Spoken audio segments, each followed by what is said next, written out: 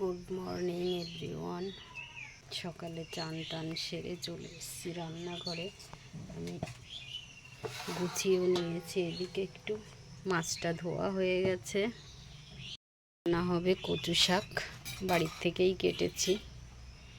হাত তো চুলকাচ্ছে, খাওয়া যাবে কিনা জানি না। আর এদিকে মাছটা এই যে ধুয়ে নিয়েছি, একটু রুই মাছ নিয়েছি রাস্তার থেকে।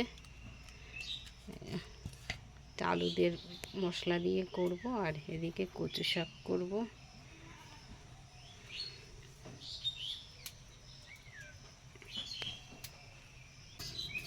সকালে ধীরাজ 7:30 স্কুলও চলে গেছে স্কুলে।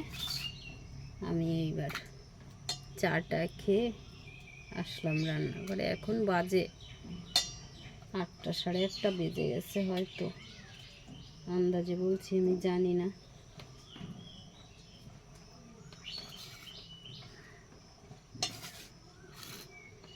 রান্নাটা করে নিই।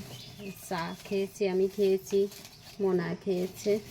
চাটা খেয়ে তারপরে চান করেছি, চান করে এই চলে আসলাম রান্নাঘরে।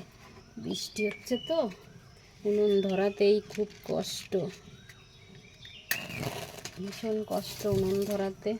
আমার যা পাটকাঠি ছিল 2 বছর আগে নিয়েছিলাম, সেটা শেষ হয়ে গেছে, আবার নিতে হবে। উনুন ধরানোই মুশকিল।